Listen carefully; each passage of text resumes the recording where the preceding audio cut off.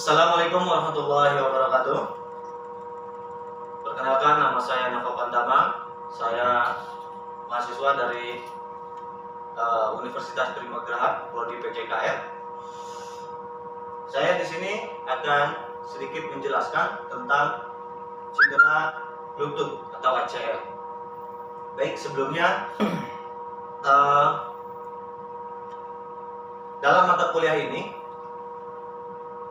saya mengucapkan terima kasih kepada Ibu Reni Mulyani, Eskop MPD sebagai dosen, telah memberikan arahannya terkait materi yang akan saya sampaikan. Oke, saya di sini ada 5 anggota. Yang pertama, saya sendiri, Nova Pantama. 2, Miftahul Puadi. Yang ketiga ada Reza Aldiansa. Yang keempat ada Ananda Rashid. Yang kelima ada Firman Marbun. Next. Apa itu cedera lutut atau ACL?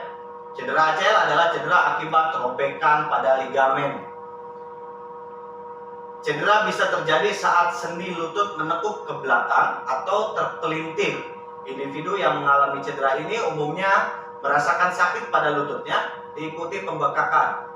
Tingkat keparahan cedera ACL bervariasi dari ringan seperti robekan kecil hingga parah. Misalnya ligamen robek sama sekali, atau ligamen dan sebagian tulang terpisah dari tulang lainnya.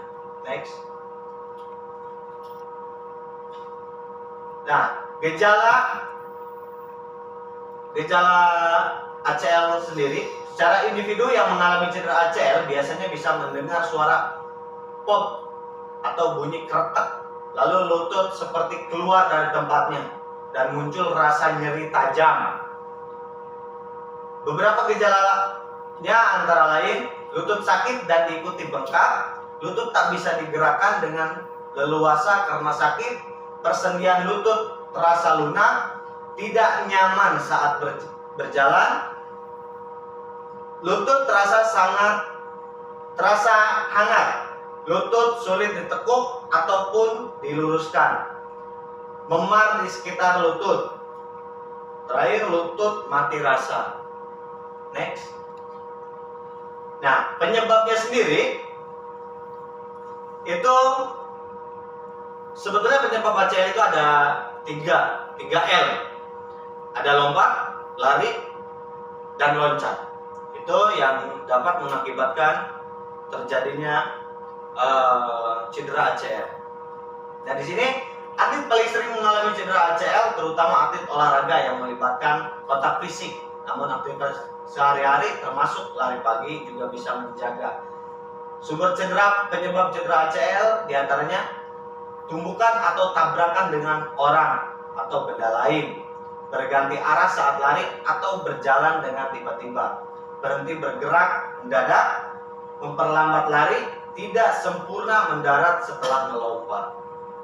Jadi ini garis besarnya.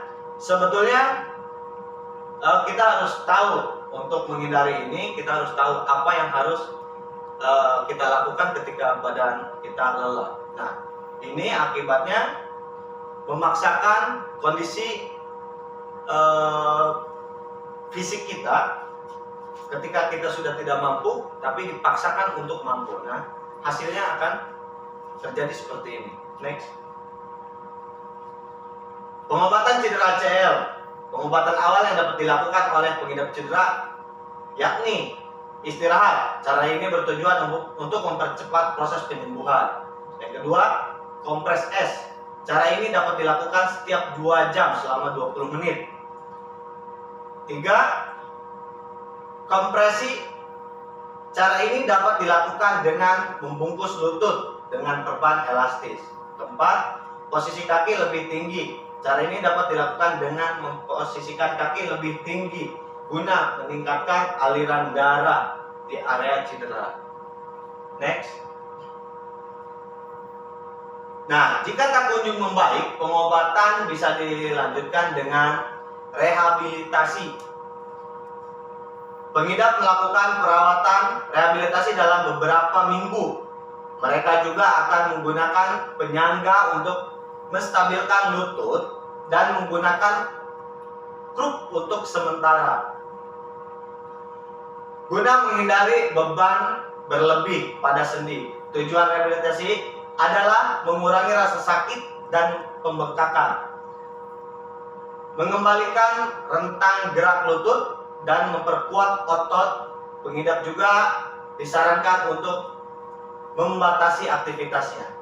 Yang kedua, ada operasi. Nah, prosedur ini dilakukan oleh dokter dengan mengangkat ligamen yang rusak dan menggantinya dengan segmen tendon.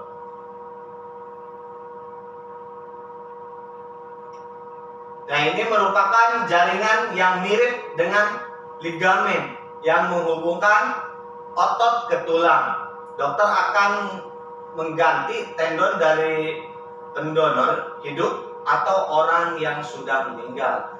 Setelah operasi, pengidap akan melanjutkan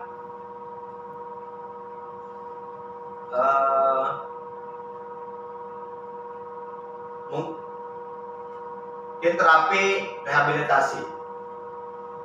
Yang ketiga, komplikasi cedera ACL. Pengidap cedera beresiko tinggi terkena osteoartritis, peradangan sendi di bagian lutut. Gangguan ini bisa berakhir dengan operasi guna merekonstruksi ligamen. Next. Terima kasih. Itu saja yang dapat saya sampaikan terkait cedera ACL.